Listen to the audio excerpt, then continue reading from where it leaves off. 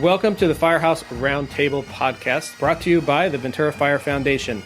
I'm one of your hosts, Peter McKenzie, retired fire captain with the City of Ventura Fire Department, and my co-host, Jason Kay, active battalion chief with the City of Ventura Fire Department. We are going to bring awareness to real issues that face firefighters and their families.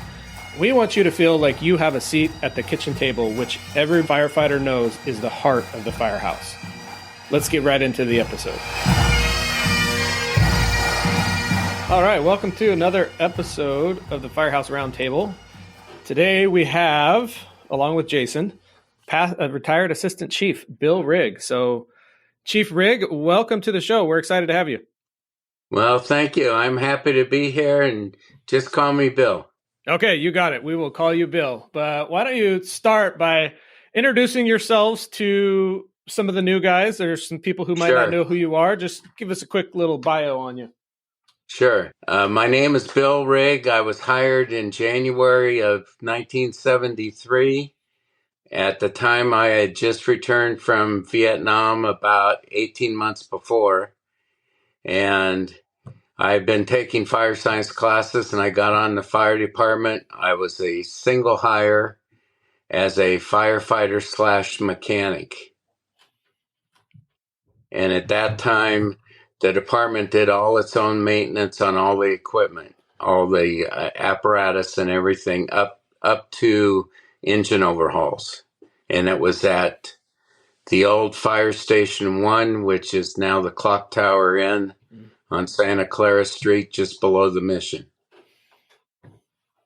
Was that was firefighter mechanic an actual rank, or was that? No. I was a master mechanic to begin with, and during my oral testing with 3 chief officers, they were looking for a mechanic because they had a captain that was a mechanic and a firefighter, and then that captain went off on injury, and so they needed someone else. How would that work? So let's say there was a repair that happened, and would you do it while you were on duty, or would you come in off duty? I would be on duty doing it. It was all on duty. Wow. And I was on the job trainee because they had a fire academy for our new hires for 6 of us a year later. But there were two firefighters hired in front of me, and then I was hired. And then 3 more were hired together after me. Do you remember their names? Can we throw out their names? Hired before me was Steve Sir was right before me. And then the one before that, I'm not sure of his name. And then afterwards, it was Brian Gordon, and I'm not sure who else now. Okay. Gotcha. I recognize Brian Gordon's name. No, I don't recognize Steve Sir. But how many years did you do before you retired? I retired just a month and a half short of 30 years. Oh, nice. So a nice long career. And I didn't have a choice really when I retired because I had gotten injured. I actually worked with a broken back for 21 years. Oh, wow. And then they found it finally, and I had some fights with workers' comp over it, similar to what Miles is going through.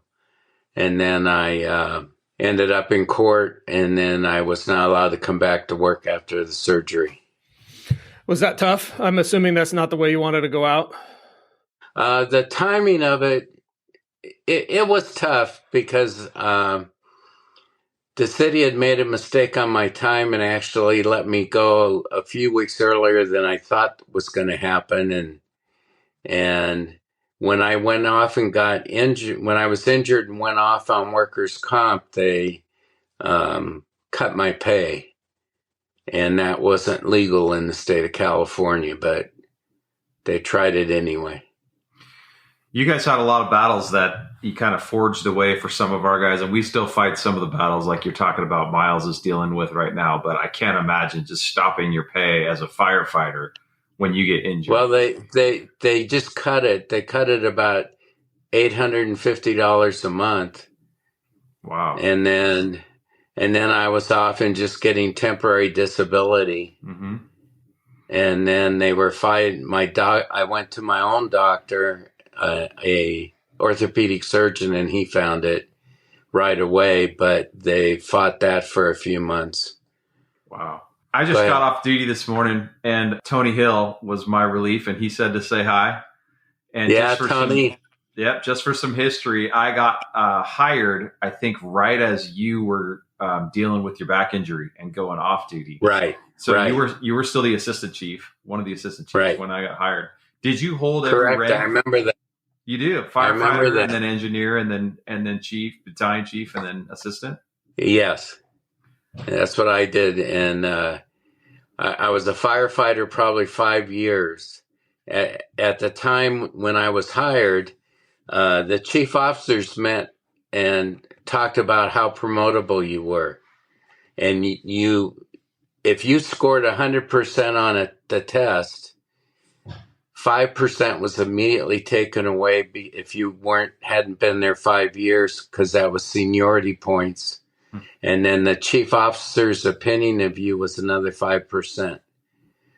So if you were in ill favor, but in less than 5 years, the highest you could get was 90%. Wow. So how many years did you do each of those ranks? I was a firefighter, I think, about 5 years. And the first 3 or 4 years of that, I was firefighter / doing mechanical work. And then I was engineer about 8 or 9 years. That's because the list would be good a year or 2 years, and then they would retest again. And I would be on the cusp, but I would be next to be hired, and then the list would be thrown out and they'd start over again or something like that. And then I was moved up to acting captain from engineer because I was high on the list when Cecil Newton, he was a captain, and he was on a fire over in Santa Paula and at a packing house. And he was moved, a 5-inch hose broke and swung around and hit him and knocked him down. And so he was off a month and a half or so. So I was moved up to act in his place. How did it come about where we stopped working on the apparatus ourselves in the station? Well, the city yard started doing it. They decided it was better to have the city yard because we were at Station 1, and the manpower, when I was hired, we had 18 people on duty a day, and we had 4 stations.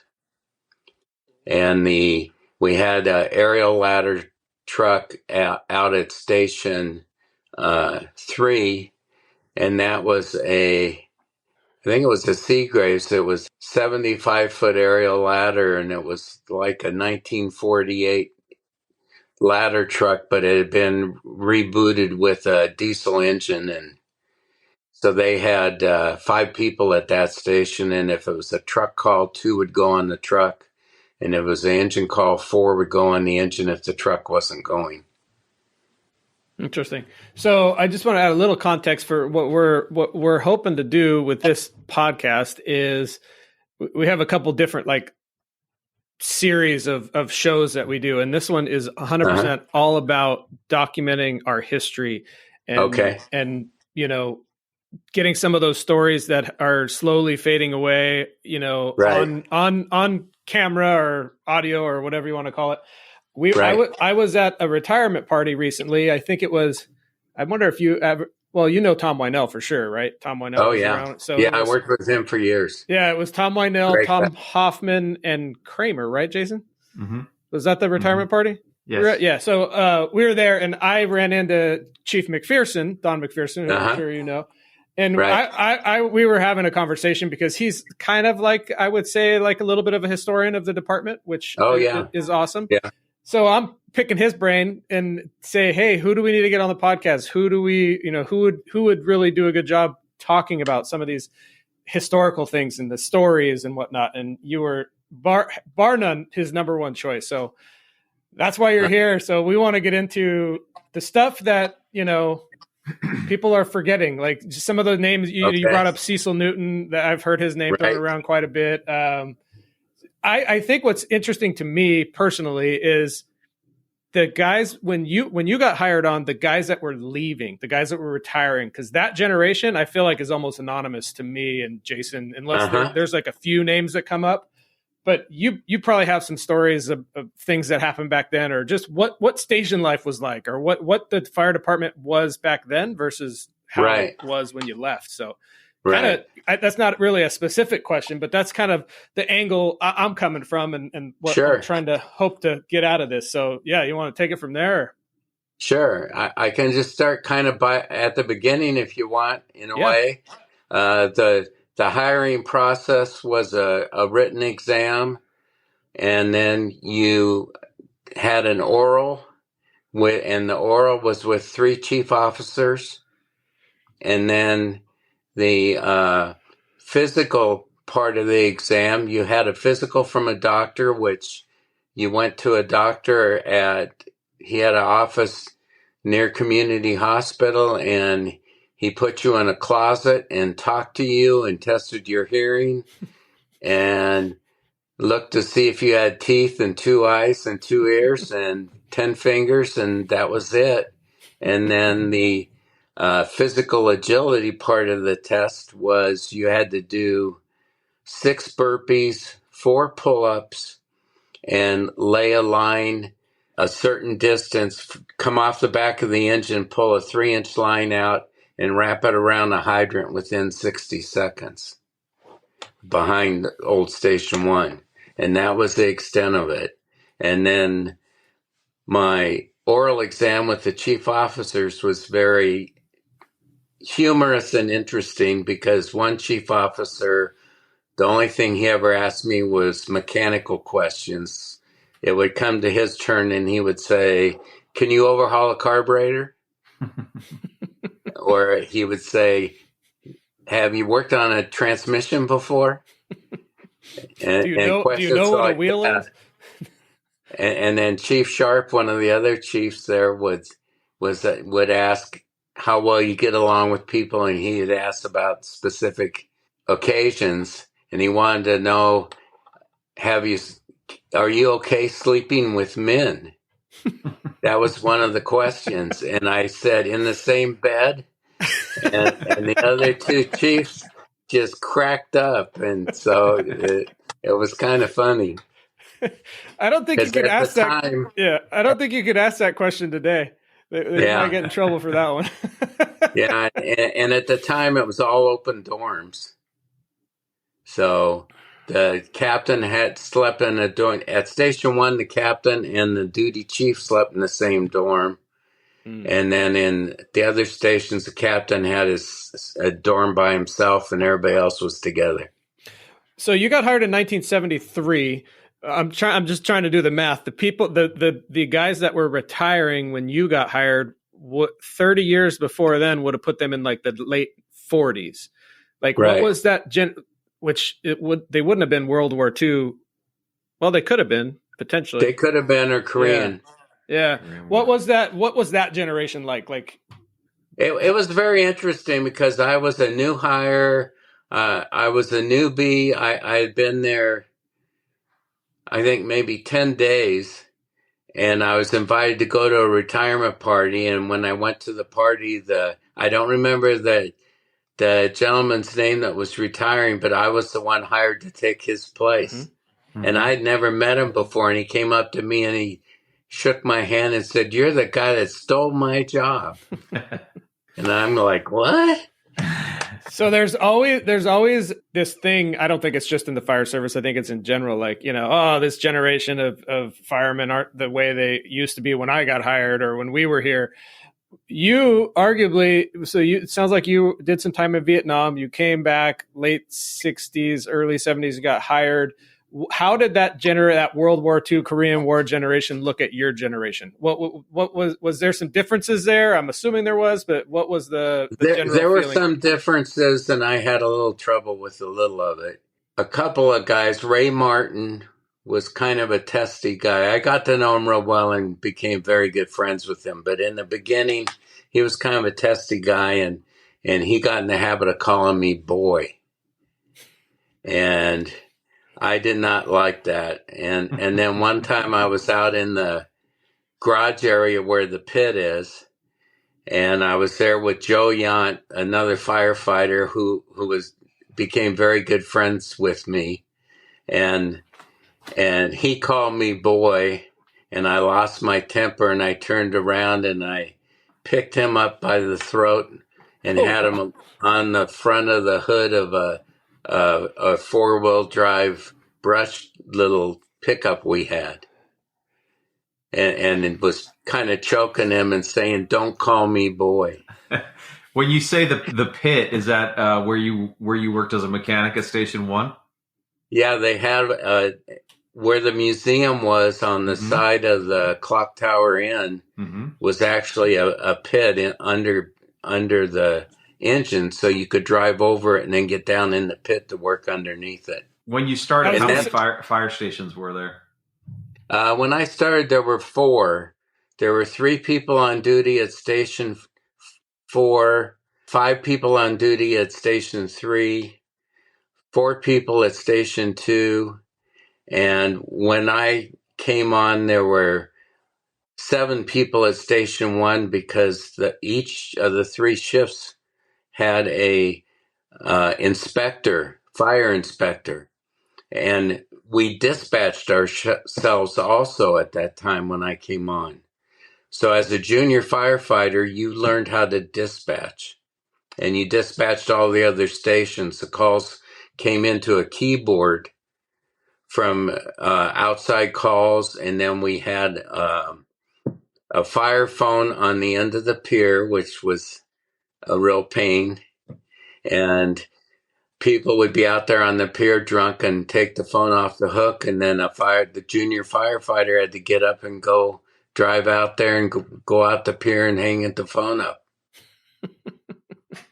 I want to go back to the story where you picked up. Was it Ray Martin who you picked up by the neck? No, it was Joe Young. Joe, yeah. So after that, what happened? Did it end there, or like I imagine the HR rules and all that was a whole different game back then? But what did that look like after that? Oh, I apologize because I had lost my temper, and he was kind of rubbing his neck, and he's saying, "Gee, I'll never call you that again." And then it kind of slid by. I don't know if he told anybody else. I find that when you're in the fire service and you're surrounded by a bunch of like type A alpha people, like, and somebody's like not being treated how they think they need to be treated, like it usually only takes 1 or 2 of those types of incidences where people are like, okay, yeah, we're not going to mess with Bill because I don't want to be choked out on the top of an apparatus. But I don't know. I'm sure his brother found out about it, but because his brother was the captain on B shift and I was on C shift, and Joe was on C shift. Yeah. And then the way it worked is if the engine left on a call, and during the day one of the firefighters had to run the radio and do the dispatching during the daylight hours. And if there was a call at Station 1 that was taking the snorkel, we had an 85-foot crown snorkel and a 64 crown coach. And if it was a call where all 6 people were needed, the chief secretary would go up and run the radio and do dispatch until we came back. And so we did our own dispatching and our own maintenance in the beginning, and the police did too. Yeah. Who were you know how you go through your career in the fire service and you have like a core group of people that you stay in touch with, have, really good relationships with. Who were those people for you? For me, it was Brian Gordon and Bob Reedy. There was a group of us that liked to water ski and snow ski, and so we would go snow skiing. Don McPherson got into that. Chuck Young was part of it, and we would go up to Mammoth and rent rent a condo, and usually my wife and I would go up a day or two early and pay for the whole condo ourselves for those days, and then we'd split it. And there was usually 3 or 4 groups or families that would go up there and bring their kids and go up to Mammoth and ski in the area. And one year we rented a cabin together instead. And then we had boats, so we'd go water skiing up in Monterey County at Lake San Antonio. Some of the things that you've said today already are ringing bells in my head. So when you talked about common dorms, I immediately thought of Chuck Young, and then you brought up his name. And everybody knows when you talk about common doors and Chuck Young, you're probably talking about something having to do with snoring or scaring people, because that was his 2 specialties. So I thought about that. And when I was in my internship, it was still common dorms at Station 3. And even as the new guy, you were told, Chuck's going to keep you up snoring, and it's okay to throw a pillow at him. If you have to shut him up, that's all right. Yeah, we had some good times. My wife and I was married twice, and my current wife, Claudia, we've been married almost 50 years. And we bought a house on Day Road above the college. And then when we moved in, Dave Hilty actually lived right next door. He bought the house next door, but we didn't know it until we moved in. So David and I were next door neighbors. And then we ended up working together on the same shift part of the time at Station 3. So, Bill, you went through all the ranks except for maybe the C1 rank. What was your favorite position? Which did you enjoy the most? I really enjoyed being an engineer. I got a lot out of that because of my mechanical background, I think. I approached my whole job and career as trying to learn everything I could. Because when I came on, because of the dispatching and stuff, there were a lot of different things that you did as a firefighter at Station 1. And I wanted to have a reputation that if they needed somebody to come in and work overtime, that they would think, well, Bill knows how to do that. And so I kind of went that way. And then because of my mechanical background, I understood the engineer position and the testing and hydraulics and stuff. So I would teach when I was new. I was helping to help the firefighters who were senior to me that were taking the engineer's test to be successful, because I wasn't yet allowed to take the test. For the first, I think, 2 or 3 years, you couldn't test for an engineer. So you were this is actually ringing a bell in my mind. So you were the technical guy, the guy who knew how everything worked, could probably fix anything. It sounds like the firemen were coming to you who were senior to you to figure out how to pass the engineer exam. You know who that reminds me of, Jason? Tony. Go ahead, say. Yeah, Tony Hill. Yeah. I'm like, you're Tony Hill. You were the Tony Hill before Tony Hill existed. Yeah, I actually, it's funny because I was training chief when Dennis Downs was hired as chief.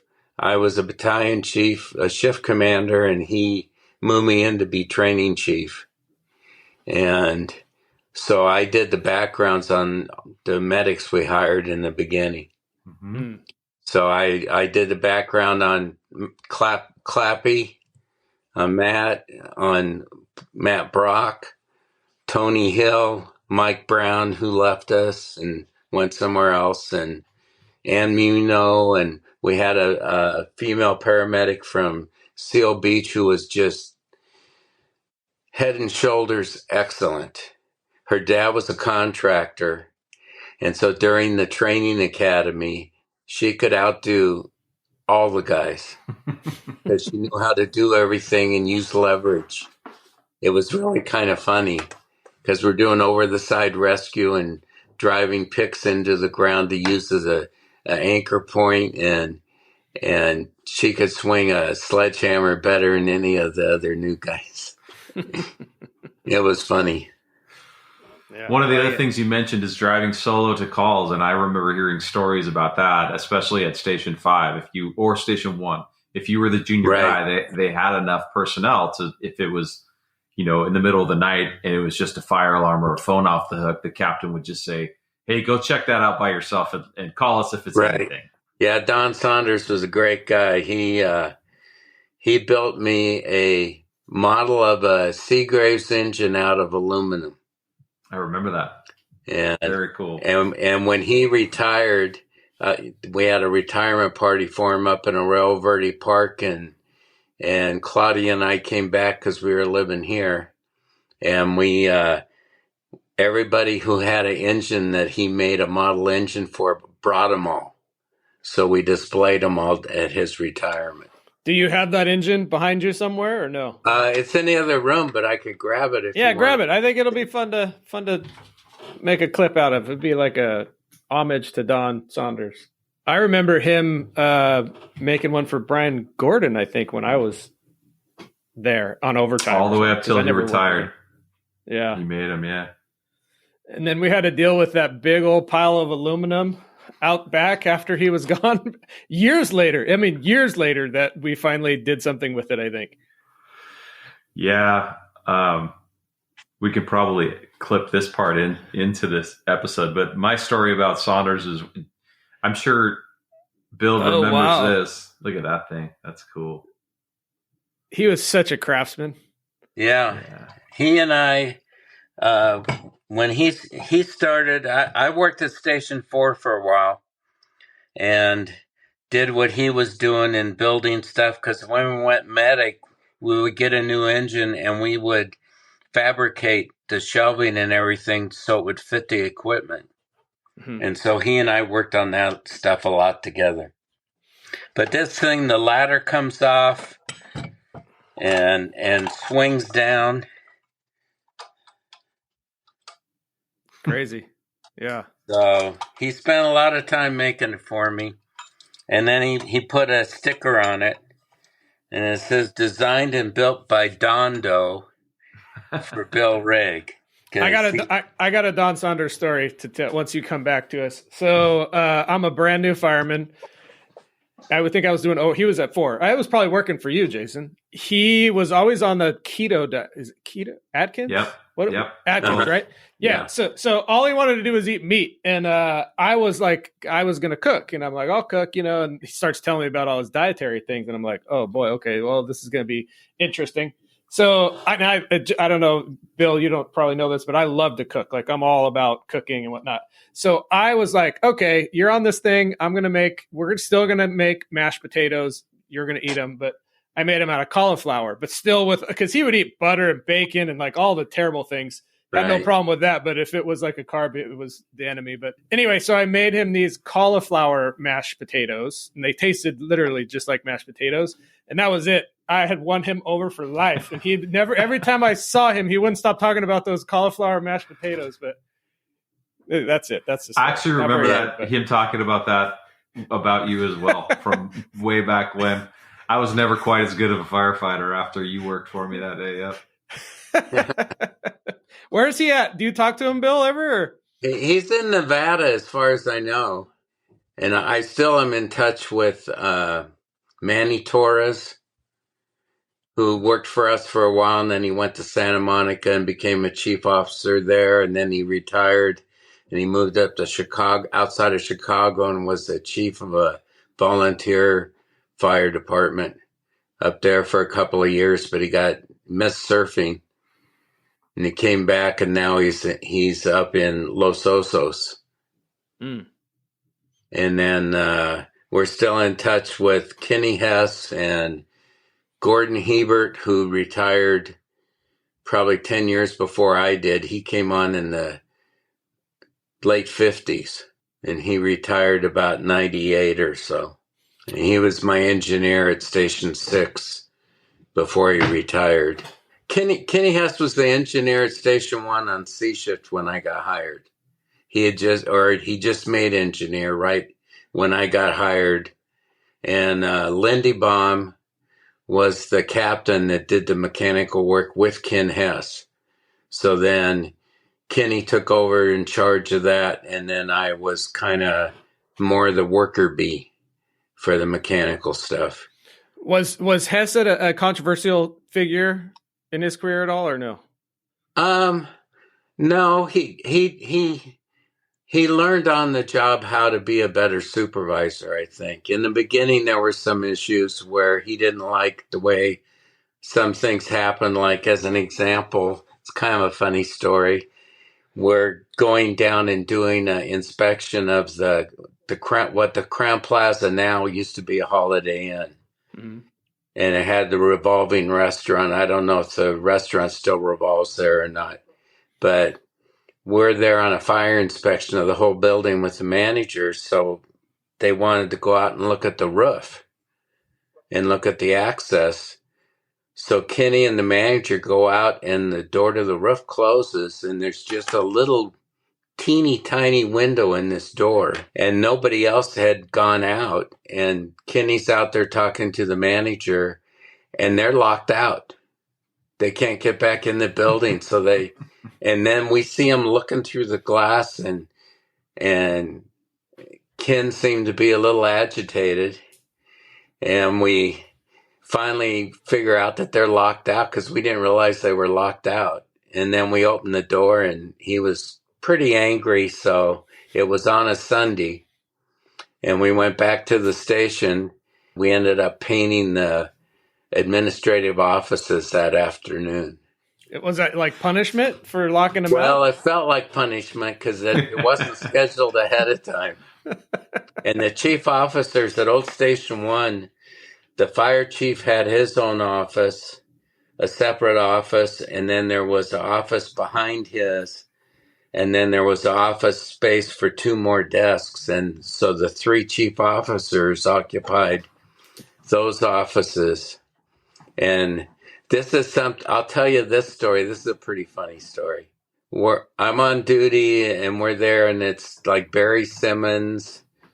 I can't remember. Kramer was his last name, and he was a firefighter that was only there probably 5 years when I worked there, and then he quit and moved up north. But we were having a training class, and there was a big room behind the administrative offices, and then it went from that room to the dining room and then the kitchen at Old Station 1. And that bigger room was a meeting room where we used it for training for another engine would come down there and we'd have 2 engines there during on-duty training. So we're there in a training class and we hear a scuffle on the other side of the chief officer's doors. And then the door flies open and 2 assistant chiefs come into the room. One has the other one in the headlock. And it's hitting him in the face. It's a different time. And they were shocked then to see us there. And the fight we kind of broke the fight up. And then there was some yelling and screaming and stuff. But I will never forget that. That's something that most firefighters never see. I feel like you guys resolved conflicts a little bit different back then. Yeah. Yeah. So you reminded me of some of these stories, and I have a couple questions for you. That Sure. First of all, how did you get calls? So obviously there were payphones. Did payphones make a lot of your calls? Were there any leftover of those pull boxes when you got hired from before your time that you had to respond to? You went to those as well?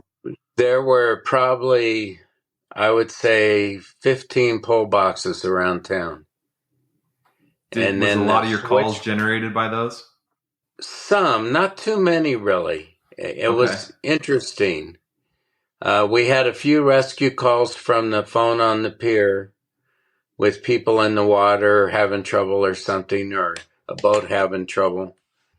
It was an interesting time because we joined with the port district and actually operated a fireboat in the harbor. And that was part of the duties of the people at Station 2 at the time. And we were responsible for 3 miles out into the ocean. And then the Coast Guard took it from 3 miles further out. And we would go on a lot of boat accidents where people didn't really know what they were doing getting into our harbor when there were big waves or big swells, because you almost have to you have to come in from the north and make a turn in. And a lot of people that weren't experienced would try and come in from the south, and they'd be paralleling the waves and then lose power or make a mistake, and especially the sailboats, and then they would be in trouble. I think that's still a big problem in Ventura. It's a very difficult harbor to navigate. So same kind of question. What was your call volume like in general? How many calls per day would you get, say, in the 80s and the 70s? Well, in the late 70s, Station 2 was the 9th busiest station in the United States. Oh, wow. Because of the size of their district. Because they went second in for Engine 1, Engine 3, and they also went all the way down to the harbor and all the way out there until Station 5 came in. It would be kind of split between 3 and 2, or if it was further south, 3 would go. But when we only had the 4 stations, and then the closest county station at that time was out, I think it's Station 25, or I don't know what number it is now, but it was out east of us. And then I worked there when we opened Station 5, and that was probably 75 or 6 or something like that. And at the time, Virgil Jones was a chief. He was hired for a year as acting chief after Dean Schultz retired. And that was the station, and we had the pole. And Chief Jones came out there with a linen suit on and slid down the pole. And there was no pad at the bottom at the time because it wasn't open yet. And we were over there doing some work to the building and moving things in, getting ready to occupy the station. So he went down really fast because he had his hands were the only skin touching the pole, and he wrapped his arm around it, but with the linen suit, it didn't grip very well. Did he get hurt? He said he didn't, but he was kind of limping a little when he walked away. Hi, I'm Austin Folk, an engineer with the Ventura City Fire Department. I'm also on the board of the Ventura Fire Foundation, an organization that supports firefighters and their families. The foundation produces this podcast as part of our mission. I worked with the foundation because I was witness to the help that it was able to provide to my family. The foundation needs your help. First, please subscribe and rate this podcast on your podcast platform. This helps us get a higher ranking and more visibility for the show. Second, if you support the podcast and the foundation's work, please consider donating. Every dollar helps us support firefighters and their families. There's a link in the show notes where you can donate through the website at www.venturafirefoundation.org. Thank you for listening. How did the city decide to open up another station, or how did that come about? I think the NFPA helped. And then at the time, then I think Bobby Horn became chief, and he was more active on doing things for the people. I learned a lot from him. He was my captain when I first started on C shift. He was the captain at Station 1. And he was a really nice guy, and really taught people a lot. I had a lot of respect for him. And he worked for the city for 40 years or so. So he just was kind of progressive and led the church. He was progressive, and I didn't understand the thinking behind some of the things. He had gone to a conference, and we ended up buying a different ladder truck, and some of it was very interesting how it came about. It just I didn't really understand it at the time. But then later, when I got more involved in the purchasing of things, because of my background, I went to Seagraves when we bought the first tiller ladder truck. I was involved with that, with meeting with the engineers and and looking at the specs and figuring out anything we wanted to change on it before it was built. And then I went back east with Brian Gordon and Mary Joyce, who still works for the city, to do the inspection on it at the factory, the acceptance testing before they delivered it out to us. So it was a very interesting time. Another funny thing or interesting story is when I was a new battalion chief, I'd been on the job 2 weeks, and as you know, every time you promote, you're on probation for a year. And the Rodney King riots broke out in LA. Oh, wow. And we were asked to provide 2 engines as part of a strike team with us in the county going down there. And I was the duty chief, and it was on I think a Friday night or a Saturday night. And I knew all the watch commanders in the PD because we were working out of the fire administration building at the time. And so I got a hold of Ken Thompson, who was the watch commander, and I got our guys bulletproof vests to wear.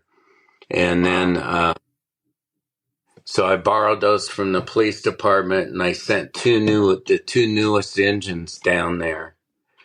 And then because they had closed cabs, because the usual thing for mutual aid was we would send the OES engine, which at the time was an open cab, and the firefighter rode backwards and was open to visual, people being able to see you and everything. And we had trained that in a riot situation, if we have a line laid and we're working at fire and start taking gun shots, that we are to take an axe and cut the hose and leave. And that was kind of the theory at the time. And we had some training on these kind of events, but not a lot. So then Kenny Hess was the assistant chief at the time, and Vern Hamilton was the chief. And so Vern Hamilton called a meeting of all the chief officers after this was over and questioned me about why I did what I did and what was my thinking behind it. And I was kind of in trouble for not sending the OES engine and sending an older engine, but the OES engine at the time then was still a stick shift.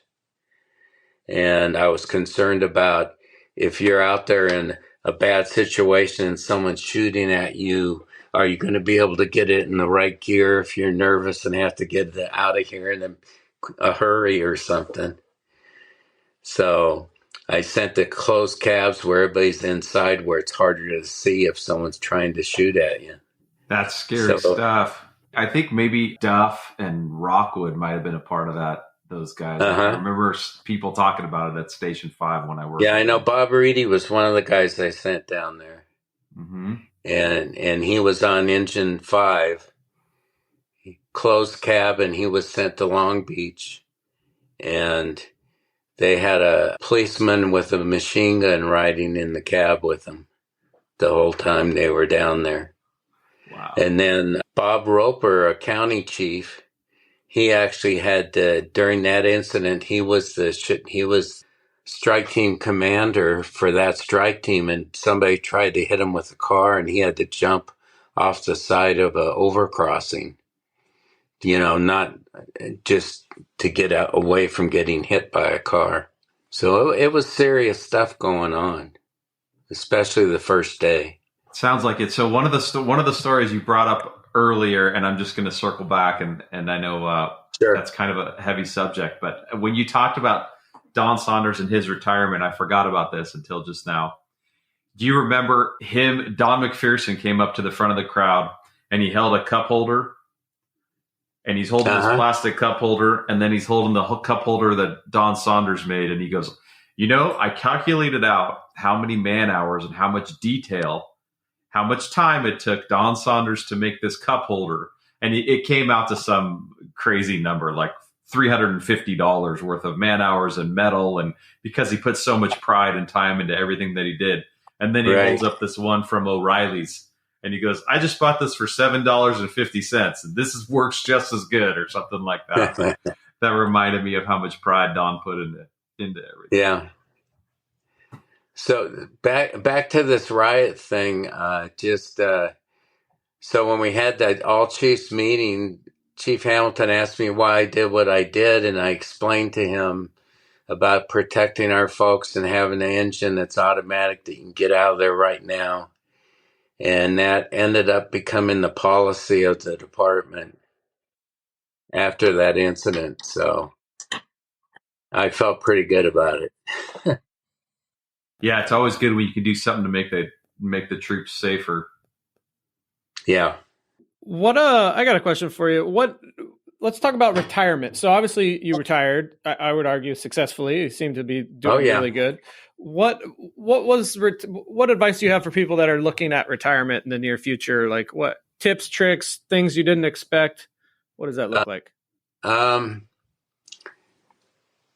Have a plan for what you plan on doing when you retire, or a desire, like if you want to travel or whatever, have a goal of something.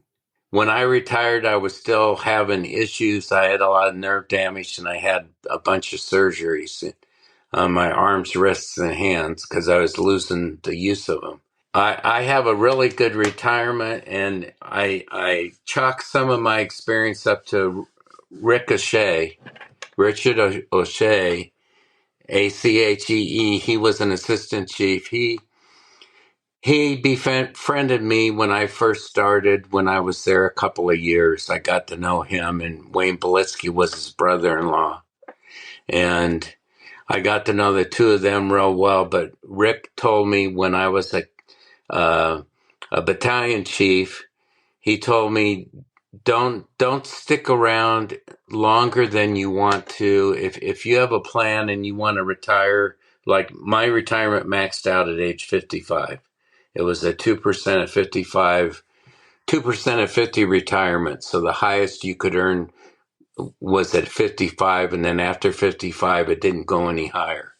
And he said, when have a goal to retire and go. Don't stay because you hear, oh, there may be a 3% raise 2 years down the road, because you don't know how long your health is going to last.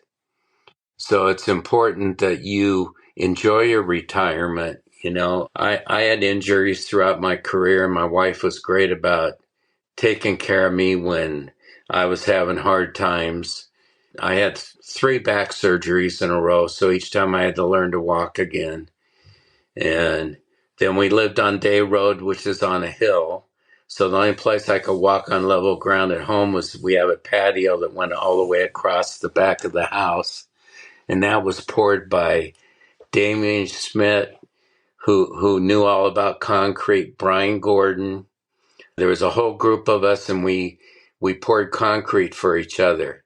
Like if somebody was having a pour, like anybody, they say, hey, I'm putting a patio in next Friday, the off-duty guys would go help. And the cost was, you had to buy the beer for the guys after it was done, or provide beer and hamburgers or something like that. And we did it for each other.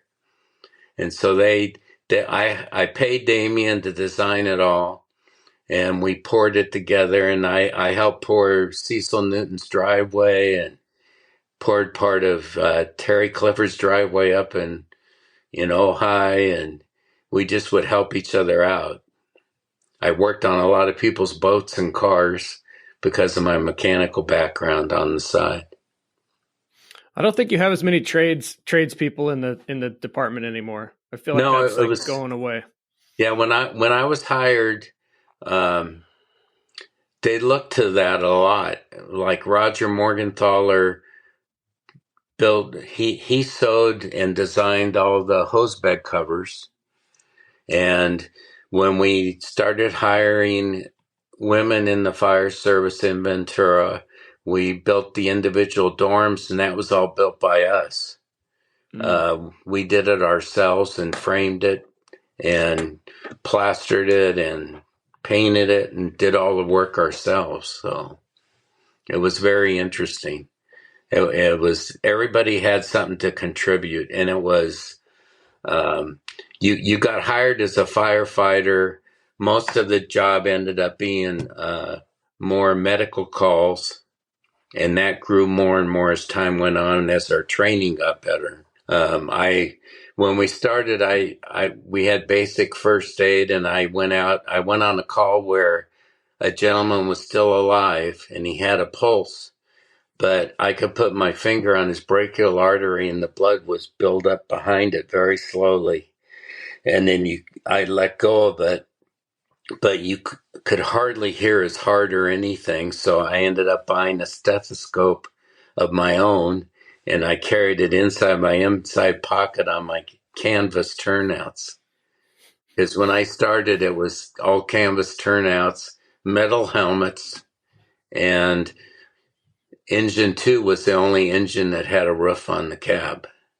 Wow. Everything else was a convertible. So if it was raining, you're riding in the rain. And the junior man rode the tailboard. So you're ready to lay a line in the beginning. And then Cecil Newton fell off the tailboard going to a call. They had leather straps and his strap broke. And he was laying in the street. He got a concussion and somebody stopped, fortunately, and helped him. But he was laying in the middle of Thompson Boulevard, kind of on the center line. And wow. They went to the call and then got to the call and he wasn't there.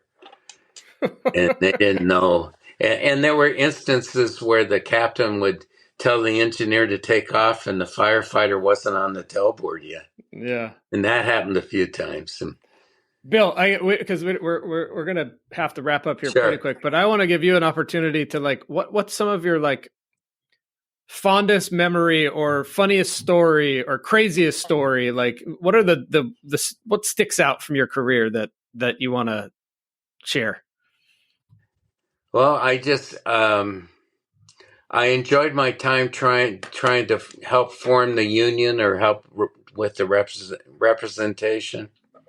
I really enjoyed that. I just working on the equipment was fun. The people, the personalities, it was amazing to me because the people like Roger Morgenthaler and Gordon Hebert, they would bring their guitars to work and play guitar at night, and it was just really a fun place to work, and I learned a lot.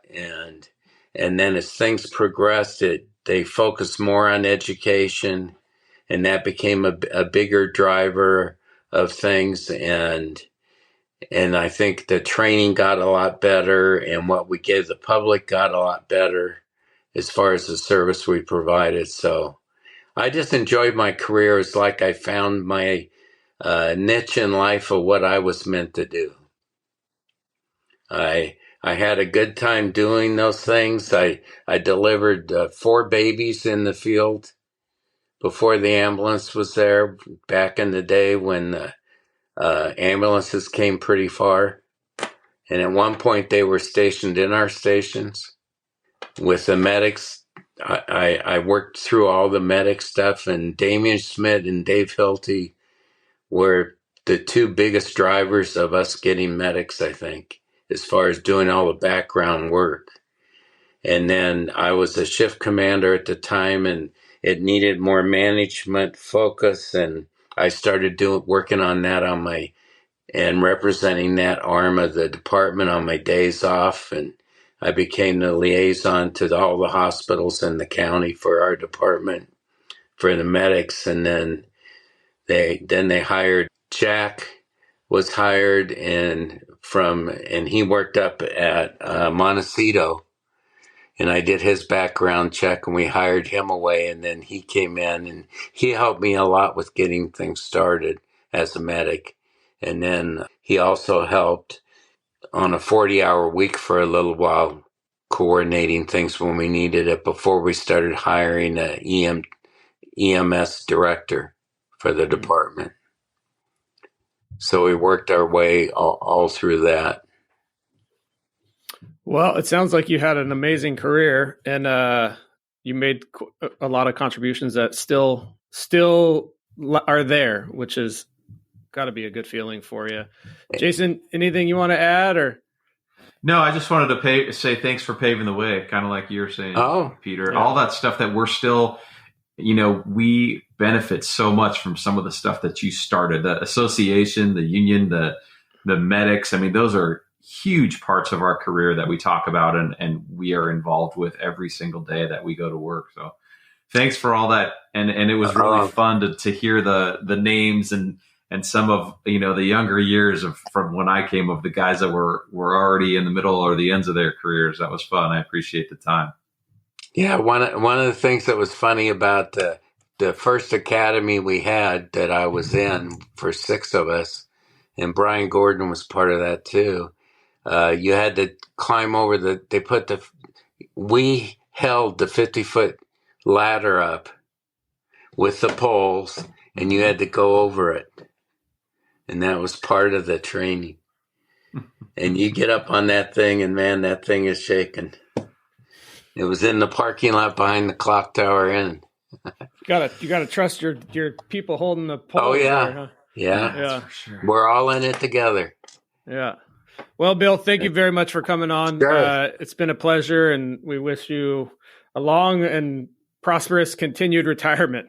Yeah, we're doing good. We're enjoying it, and it's a great career.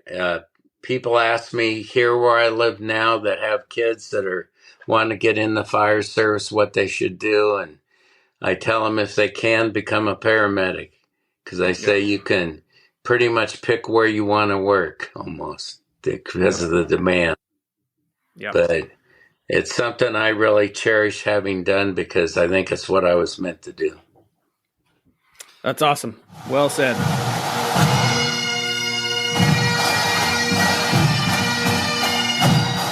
All right, that was a nice blast from the past. He was not around when I got hired, so I think you are a little more connected to him, Jason. Yeah, he was just dealing with his back injury when I was first hired. The amount of names he threw out, that most of them I either worked with for a very, very short time before they retired, or I never worked with at all. There was kind of the last generation, but it was fun to hear those names and have them connected to kind of what they were doing. The other thing you brought up, the Station 1 having its own dispatch. We still have some of those relics at Station 1 where they have those operator plugs where you plug it into the desk depending on which station you have to wake up and tone out and dispatch. So it's kind of cool that those are still there. The clock tower inn, that used to be Station 1, and I don't know how many of the new guys even know that, but that was a fire station in downtown. Now that's just a hotel and a restaurant. And then the other thing we talked about off air, Pete, was how history repeats itself, right? So we have squads out of Fire Station 3 now, and he was talking about the ambulances out of Station 3, and it's funny to hear the amount of personnel, those 5 guys, hasn't really changed. Yeah, the other thing I found interesting was how he was a mechanic. They hired him because they wanted him to work on the engines. I think that the fire service in general used to do more stuff internally back then. I don't know if it was because the city wasn't as developed or like they didn't have the depth in personnel or infrastructure, or if it was just they didn't run enough calls and they had to find stuff for him to do. So they just started tacking on a bunch of extra stuff. But from what I can tell, it's like slowly they start taking stuff away. Like, okay, we don't need you to be the mechanics anymore. Very similar to how it's like, okay, we don't need you to paint the fire hydrants anymore. We got people who are going to paint the fire hydrants. Like, I wonder what this will look like, 50 years from now, what those guys will be doing, Yeah, you're kind of specializing at this point. Once we get EMTs, you don't have time to do some of the other stuff. And now we're paramedics and we don't have time to, and they have a fire prevention bureau now. So it is different. You also brought up that there's less hiring of the trades in general. And we talked about that a lot when we interviewed Tammy Crudo also, and how we miss some of that stuff because there is a lot that they bring, because you never know what kind of call you're going to go on. And sometimes that background is really useful too. Yeah.